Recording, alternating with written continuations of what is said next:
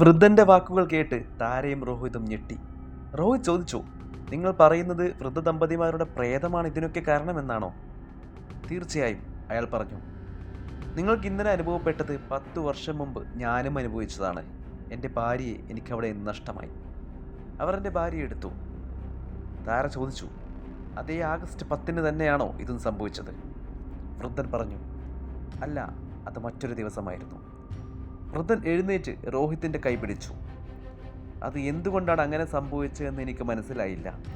എനിക്കും നിങ്ങൾക്കും അറിയാത്ത മറ്റെന്തോ ഒരു സംഭവം ആ വീട്ടിൽ ഉറങ്ങിക്കിടക്കുന്നുണ്ട്. Something is missing past.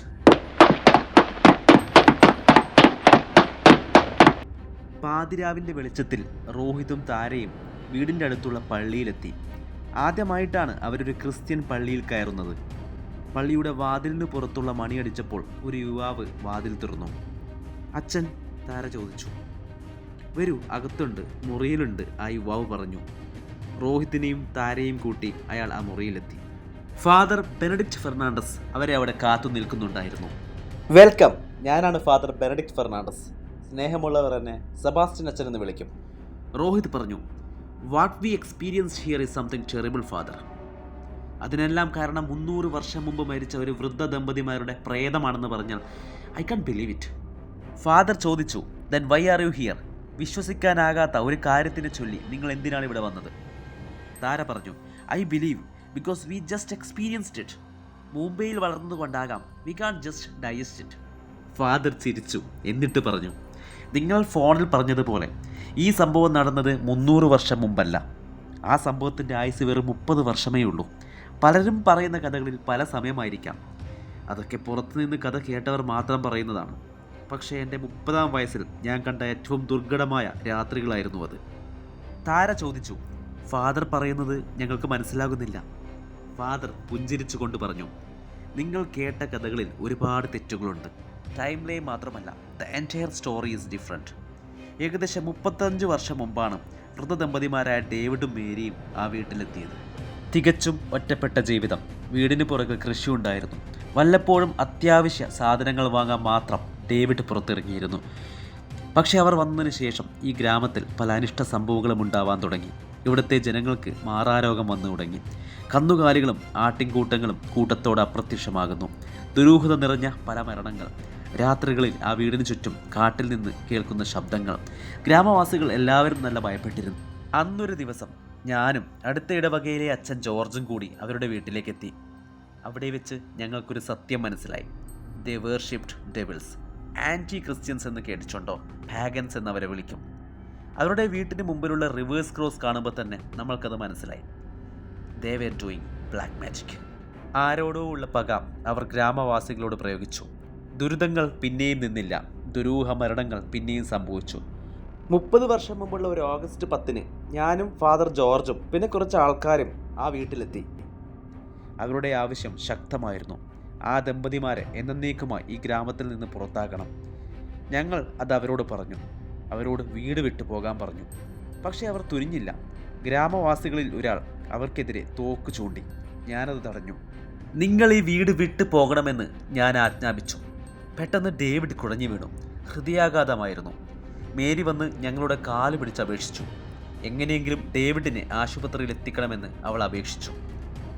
അന്ന് ഞങ്ങൾ ചെയ്ത് തെറ്റായിരിക്കാം. പക്ഷേ ആ തെറ്റിൽ നിന്ന് ഒരു ഗ്രാമവാസികൾ മുഴുവൻ രക്ഷപ്പെടുമെങ്കിൽ ആ തെറ്റ് തന്നെയാണ് ഞങ്ങളുടെ ശരിയെന്ന് ഞങ്ങൾ വിചാരിച്ചു. പക്ഷേ അവിടം കൊണ്ട് സംഭവം അവസാനിച്ചില്ല. ഡേവിഡിൻ്റെ മൃതശരീരത്തിൽ കൈവച്ച് മേരി ഗ്രാമവാസികൾക്ക് നേർക്ക് ഒരു ശപഥം ചെയ്തു. അന്നേക്ക് കൃത്യം 1 വർഷം, അടുത്ത ആഗസ്റ്റ് 10 മുമ്പ് ഈ നാടിനെ മൊത്തം നശിപ്പിക്കുമെന്ന് അവൾ താക്കീത് ചെയ്തു. ആ വർഷം പിന്നെ ഒന്നും സംഭവിച്ചില്ല. വരാനിരിക്കുന്ന വലിയ ഒരു അപകടം എന്താണെന്നറിയാതെ ഞങ്ങൾ ആ വർഷം ജീവിച്ചുപോയി. അടുത്ത വർഷം ആഗസ്റ്റ് 10 തലേ ദിവസം ഞങ്ങളൊരു തീരുമാനമെടുത്തു. എന്തു തന്നെ ആയാലും ആ വൃദ്ധ ദമ്പതി ഇനി ജീവിച്ചിരുന്നു കൂടാ. ഞാനും ഫാദർ ജോർജും പിന്നെ കുറച്ച് നാട്ടുകാരും ഓഗസ്റ്റ് 10 പുലർച്ചെ അവരുടെ വീട്ടിലെത്തി. എത്ര മുട്ടിയിട്ടും അവർ വാതിൽ തുറന്നില്ല. അവസാനം ഒരാൾ വാതിൽ ചവിട്ടി തുറന്നു. അവിടെ ഞങ്ങൾ കണ്ടത് ആരും പ്രതീക്ഷിച്ചില്ല. മേരി വിഷം കഴിച്ച് ആത്മഹത്യ ചെയ്തിരിക്കുന്നു. കഥ കേട്ടതിന് ശേഷം രോഹിതും താരയും പള്ളിയിൽ നിന്നിറങ്ങി. അന്ന് രാത്രി അവരുടെ വീട്ടിലെത്തി. ഫാദർ ബെനഡിക്റ്റ് ഫെർണാണ്ടസ് പറഞ്ഞത് അവരുടെ ചെവിയിൽ ഇപ്പോഴും ശബ്ദിക്കുന്നുണ്ടായിരുന്നു. അവർ വീടിൻ്റെ സൈഡിലേ കൂടി അതിൻ്റെ പുറകിലെത്തി.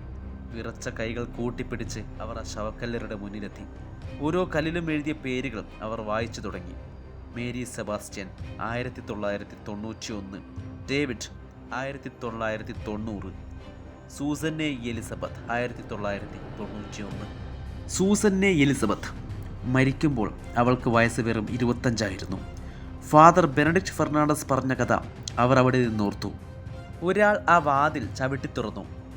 അവിടെ അവർ കണ്ടത് അത് ആരും പ്രതീക്ഷിച്ചിരുന്നില്ല. മേരി വിഷം കഴിച്ച് ആത്മഹത്യ ചെയ്തിരിക്കുന്നു. പെട്ടെന്നാണ് പുറകിൽ നിന്ന് ഒരു ശബ്ദം കേട്ടത്. ആരോ വീടിൻ്റെ പുറകിൽ നിന്ന് കാട്ടിലേക്ക് ഓടുന്നത് ഞങ്ങൾ കണ്ടു. ഗ്രാമവാസികൾ തോക്കും ചൂണ്ടി അതിന് പുറകെ ഓടി. പിന്നെ കേട്ടത് ഒരു വെടിയുടെ ശബ്ദമായിരുന്നു. സൂസന്നെ എലിസബത്ത് മരിച്ചിരിക്കുന്നു. ആ വൃദ്ധ ദമ്പതിമാരുടെ ഏകമകൾ സൂസന്നെ എലിസബത്ത്. ശവക്കല്ലറ വിട്ട് റോഹിതും താരയും വീട്ടിന് മുന്നിലേക്ക് നടന്നു. കാടിൻ്റെ അകത്തു നിന്ന് ഒരു വൃദ്ധ ഇതൊക്കെ കാണുന്നുണ്ടായിരുന്നു. അടുത്ത ദിവസം രാവിലെ തന്നെ റോഹിതും താരയും വീണ്ടും സെബാസ്റ്റ്യൻ അച്ഛനെ കാണാനെത്തി. ഫാദർ അവരുടെ വീട്ടിൽ വരണമെന്നും അവരെ സഹായിക്കണമെന്നും അവർ അഭ്യർത്ഥിച്ചു. പക്ഷേ ഫാദർ സമ്മതിച്ചില്ല. അയാൾ പറഞ്ഞു, ഡേവിഡും മേരിയും ഒരു ദൈവവിശ്വാസി ആയിരുന്നില്ല. അത് മരിക്കുന്നതിന് മുമ്പും അതിന് ശേഷവും അങ്ങനെ തന്നെയാണ്. അതുകൊണ്ട് തന്നെ പള്ളിയുടെ ആചാരപ്രകാരം അവരുടെ ആത്മാവിനെ തളക്കാൻ പറ്റില്ല. നമ്മൾ പിന്നെ എന്തു ചെയ്യും? താര ചോദിച്ചു.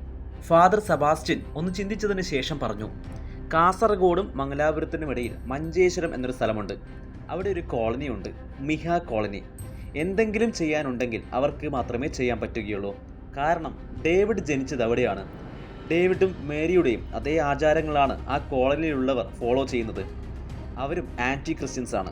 അവർ നമ്മളെ സഹായിക്കുമോ? രോഹിത് ചോദിച്ചു. ഒരിക്കൽ ഞങ്ങൾ ശ്രമിച്ചതാണ്, ഫാദർ പറഞ്ഞു. പക്ഷെ നടന്നില്ല. അവർ സഹകരിച്ചില്ല. നിങ്ങൾ കൂടി ഒന്ന് ശ്രമിച്ചു നോക്ക്. ആ ദിവസം ഉച്ചയ്ക്ക് തന്നെ റോഹിതും താരയും മഞ്ചേശ്വരത്തേക്ക് പുറപ്പെട്ടു. അന്ന് രാത്രി 8 മണിയോടെ അവർ ആ കോളനിയിലെത്തി.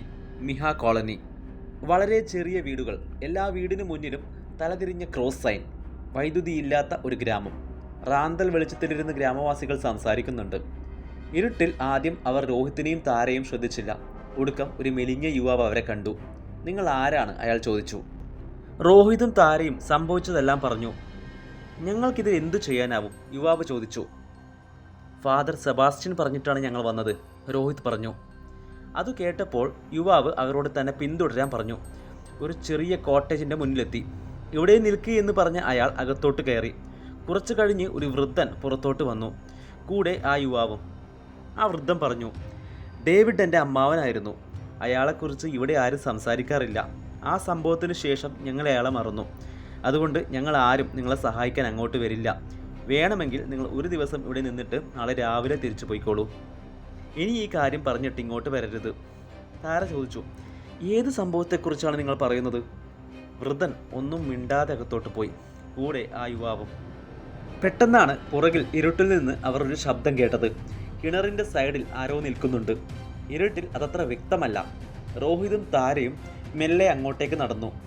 ഏറിയാൽ 25 വയസ്സ് പ്രായമുള്ള ഒരു പെൺകുട്ടിയായിരുന്നു അത്. എൻ്റെ പേര് വിൻസി. നിങ്ങൾ അവിടെ സംസാരിക്കുന്നതെല്ലാം ഞാൻ കേട്ടു, അവൾ പറഞ്ഞു. നിങ്ങൾക്കിതിന് ഞങ്ങളെ സഹായിക്കാൻ പറ്റുമോ? താര ചോദിച്ചു. വിൻസി പറഞ്ഞു, നിങ്ങളിപ്പോൾ കണ്ടത് ഈ കോളനിയുടെ മാസ്റ്ററാണ്. അയാൾ പറഞ്ഞതിനപ്പുറം ഇവിടെ ആരും ഒന്നും ചെയ്യില്ല. രോഹിത് ചോദിച്ചു. എന്തുകൊണ്ടാണ് അങ്ങനെ? എന്താണ് അയാൾ പറഞ്ഞത്? ഞങ്ങൾക്കൊന്നും മനസ്സിലായില്ല. എന്തിനാണ് അവർക്ക് ഡേവിഡിനോടും മേരിയോടും ഇത്രയും ശത്രുത?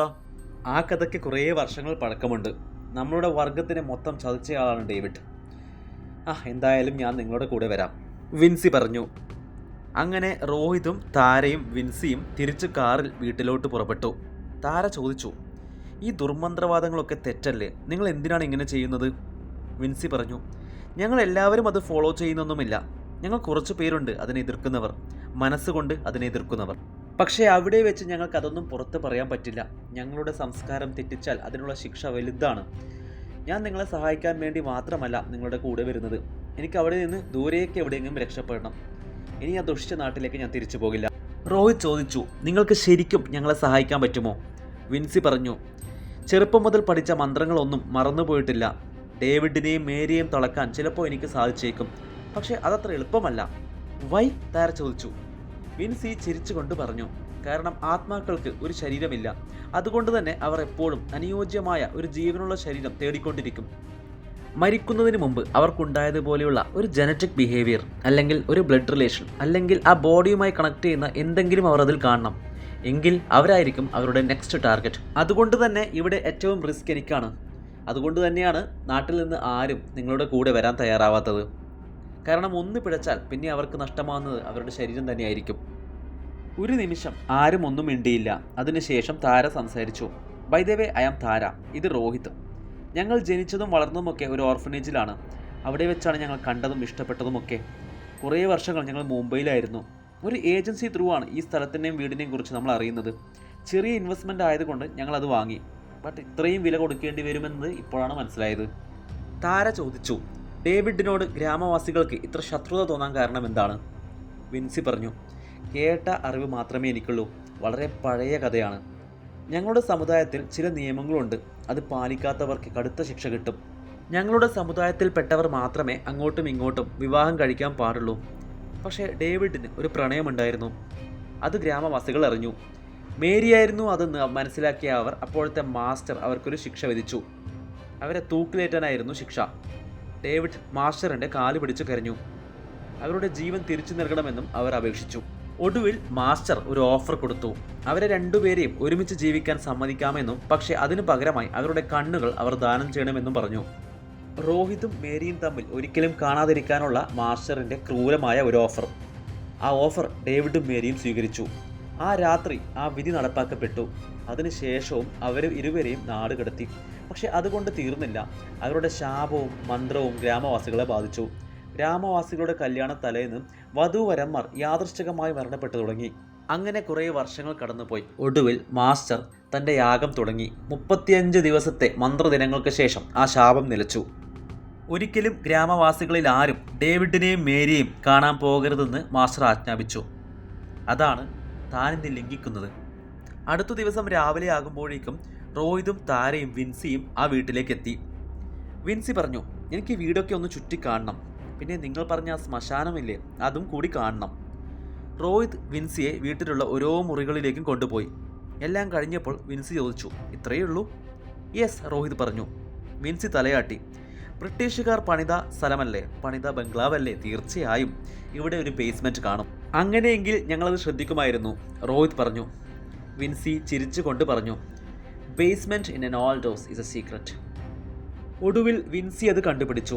അടുക്കളയിലെ ഫ്ലോർ ബോർഡ് കാലുകൊണ്ട് ചവിട്ടുമ്പോഴുള്ള ആ ശബ്ദം താഴെയുള്ള ആ ഒരു വേക്കൻസിയെ തിരിച്ചറിഞ്ഞു. വിൻസി ആ പലക മാറ്റി നോക്കുമ്പോൾ താഴേക്ക് ഒരു ഏണിക കണ്ടു. അവർ പതുക്കെ അതിലേക്കൂടി താഴേക്കിറങ്ങി. കൂരാക്കൂരിട്ട്. ഒടുവിൽ ഒരു സ്വിച്ച് അമർത്തിയപ്പോൾ ഒരു ബൾബ് അവിടെ പ്രകാശിച്ചു. ഒരു ബെഡ്റൂമായിരുന്നു അത്. സൂസന്നെ എലിസബത്ത് എന്ന പെൺകുട്ടി നാട്ടുകാരുടെ കണ്ണിൽ പെടാതെ താമസിച്ച ഒരു ബെഡ്റൂം. പക്ഷേ അത്യാവശ്യം വലിയ സ്പേസ് ഉള്ള ഒരു റൂമായിരുന്നു അത്. വിൻസി മെല്ലെ പറഞ്ഞു, every old house has a basement and every basement has a secret. Rohit തലകുലുക്കി. എന്തൊക്കെയാണ് നിങ്ങൾ ഈ പറയുന്നത്? വാ നോക്കാം, വിൻസി പറഞ്ഞു. അവർ റൂമിലുള്ള ഓരോ സാധനങ്ങളും നിരീക്ഷിക്കാൻ തുടങ്ങി. റൂമിൻ്റെ സൈഡിലായിട്ട് ഒരു പഴയ കബ്ബോർഡ് ഉണ്ടായിരുന്നു. കബ്ബോർഡ് തുറക്കുമ്പോൾ തറയിലേക്ക് എന്തോ വീണു. ഒരു തൊട്ടിലായിരുന്നു അത്. വാട്ട്? ഏണിപ്പിടി ഇറങ്ങി വന്ന താര ഞെട്ടി. ഇതെങ്ങനെ ഇവിടെ? വിൻസി ചോദിച്ചു. രോഹിത് പറഞ്ഞു, ഡേവിഡും മേരിയും താമസിച്ചതിന് ശേഷം താമസിച്ച അയാൾക്ക് കുട്ടികളില്ല. സോ ഇത് അതിന് മുമ്പുള്ളതായിരിക്കാം. ഉച്ചയാകുമ്പോഴേക്കും ഫാദർ ബെനഡിക്റ്റ് ഫെർണാണ്ടസ് രോഹിതിൻ്റെയും താരയുടെയും വീട്ടിലെത്തി. അയാൾ വിൻസിയോട് പറഞ്ഞു, നിങ്ങൾ ഒരാളെ വിശ്വസിച്ചത് കൊണ്ട് മാത്രമാണ് ഞാനിവിടെ വരാൻ ധൈര്യപ്പെട്ടത്. ആ ആത്മാക്കൾക്ക് ഏറ്റവും പകയുള്ളത് എന്നോടാണെന്ന് അറിയാമല്ലോ. അതറിയാം, വിൻസി പറഞ്ഞു. ഞാൻ ഫാദറിനോട് വരാൻ പറഞ്ഞത് ആ തൊട്ടിലിനെ കുറിച്ച് ചോദിക്കാനാണ്. വിൻസി ഫാദറിനെയും കൂട്ടി ബേസ്മെൻറ്റിലേക്ക് നടന്നു. തൊട്ടിൽ കണ്ടപ്പോൾ ഫാദർ തലയാട്ടി. This is a surprise. ഡേവിഡും മേരിയും താമസിക്കുന്നതിന് മുമ്പ് ഇവിടെ താമസിച്ചത് ഒരു ബ്രിട്ടീഷുകാരനാണ്. But it was very back in 1940s. ഈ തൊട്ടിൽ കണ്ടിട്ട് അപ്പോഴത്തേതാണെന്ന് തോന്നുന്നില്ല. സോ ഇതെങ്ങനെ ഇവിടെ വന്നു? വിൻസി പറഞ്ഞു, നമുക്ക് വീട്ടിൻ്റെ പുറകിലുള്ള ആ ശ്മശാനം വരെ ഒന്ന് പോയാലോ? ശരി വാ, ഫാദർ പറഞ്ഞു. 4 പേരും വീട്ടിന് പുറകിലുള്ള ശ്മശാനത്തിലെത്തി. കുറേ നേരം ഒന്നും മിണ്ടാതെ വിൻസി കണ്ണടച്ചിരുന്നു. പെട്ടെന്ന് അവൾ കണ്ണു തുറന്നു. അവളുടെ കണ്ണുകളിൽ ആദ്യമായി ഭയം അവർ ശ്രദ്ധിച്ചു. എന്തുപറ്റി? ഫാദർ ചോദിച്ചു. നമ്മൾ ഇവിടെ നിന്ന് പെട്ടെന്നിറങ്ങണം, വിൻസി പറഞ്ഞു. ഫാദർ, അവളുടെ സ്വരം പതറി. നമ്മൾ വിചാരിച്ചതുപോലെ ഇവിടെ 2 ആത്മാക്കൾ മാത്രമല്ല ഉള്ളത്. I can feel it. ഇവിടെ 4 പേരുണ്ട്, സൂസന്നെ അടക്കം. That child? ഫാദർ ചോദിച്ചു. ഐ ഡോണ്ട് നോ, വിൻസി പറഞ്ഞു. നമ്മുടെ എല്ലാവരുടെയും ജീവൻ അപകടത്തിലാണ്. ബിക്കോസ് അവർ രണ്ടുപേരും മാത്രമാണ് ബ്ലൈൻഡ്. ദി അതർ ടു എനിക്കറിയില്ല. എൻ്റെ മനസ്സ് പറയുന്നത് ശരിയാണെങ്കിൽ ബാക്കി രണ്ടുപേരും ഇവിടെ തന്നെയുണ്ട്. And they are watching us. എല്ലാവരും ഓടി കാറിൽ കയറി. പക്ഷെ പോകാനൊരുങ്ങുമ്പോൾ ഒരു വലിയ മരം താഴേക്ക് പതിഞ്ഞു. അത് റോഡിൻ്റെ നടുവിലേക്ക് വീണു. ഇനിയിപ്പോൾ എന്തു ചെയ്യും? താര ചോദിച്ചു. കോൾ ദ പോലീസ്, ഫാദർ പറഞ്ഞു. പെട്ടെന്ന് മഴയും ഇടിയും ഒക്കെ വന്നു. സൂര്യൻ അസ്തമിച്ചതുപോലെ ഇരുട്ടാകുന്നു. ഫാദർ, റോഹിത് പറഞ്ഞു. ഇവിടെ ആരുടെ മൊബൈലിലും റേഞ്ച് ഇല്ല. സോ എങ്ങനെ പോലീസിനെ വിളിക്കും? Try the land phone, father ഉറക്കെ പറഞ്ഞു. റോഹിതും വിൻസിയും വീടിൻ്റെ അകത്തോട്ട് ഓടി. താര ചോദിച്ചു. ഫാദർ, ഇവിടെ എന്താണ് സംഭവിക്കുന്നത്? എനിക്കറിയില്ല, ഫാദർ പറഞ്ഞു. പെട്ടെന്ന് അങ്ങ് ദൂരെ മരത്തിനടിയിൽ ആരോ എന്തോ പതുങ്ങിയിരിക്കുന്നത് പോലെ താര ശ്രദ്ധിച്ചു. താര അങ്ങോട്ടേക്ക് നടന്നു. എങ്ങോട്ടേക്കാണ് പോകുന്നത്? ഫാദർ ചോദിച്ചു. അവിടെ എന്തോ ഉണ്ട്, താര പറഞ്ഞു. അത് അപകടമാണ്, ഫാദർ പറഞ്ഞു. താര ഫാദർ പറഞ്ഞത് ശ്രദ്ധിക്കാതെ കാട്ടിലേക്ക് നടന്നു. ഫാദർ അവരെ പിന്തുടർന്നു. ആരാണ് നീ? ഫാദർ ഉറക്കെ ചോദിച്ചു. ഒന്നും മിണ്ടാതെ അത് മുന്നോട്ടേക്ക് തന്നെ നീങ്ങി. ഒരു വൃദ്ധയായ സ്ത്രീയായിരുന്നു അത്. ആ സ്ത്രീ ഒരു താഴ്വരയ്ക്ക് മുന്നിലെത്തി. അങ്ങ് താഴെ പുഴ ഒഴുകുന്നുണ്ട്. ആ സ്ത്രീ തിരിഞ്ഞു നോക്കി. ജെനീഫർ, നീ? ഫാദർ ചോദിച്ചു. നീ എന്താ ഇവിടെ? ഞാൻ അധികവും രാത്രികളിൽ ഇവിടെ തന്നെയായിരുന്നു, ഫാദർ, ജെനീഫർ പറഞ്ഞു. ഞാൻ പ്രതീക്ഷിച്ചിരിക്കുന്ന ആ ദിവസമാണിന്ന്. ജെനീഫർ, താൻ എന്താണ് ഈ പറയുന്നത്? ഫാദർ ചോദിച്ചു. ആരാണ് ഈ സ്ത്രീ? താര ചോദിച്ചു. ഇതാണ് ജെനീഫർ, ഫാദർ പറഞ്ഞു. 30 വർഷം മുമ്പ് സംഭവം നടന്ന, അതായത് മേരി മരിച്ച രാത്രി ഇവളുടെ കല്യാണ നിശ്ചയമായിരുന്നു. അവൾക്കന്ന് 35 വയസ്സ്. പക്ഷെ അന്ന് രാത്രി ഇവളെ കാണാതായി. വേറൊരു ചെറുപ്പക്കാരനുമായി ഒളിച്ചോടി എന്നാണ് നാട്ടിൽ പടർന്ന കഥ.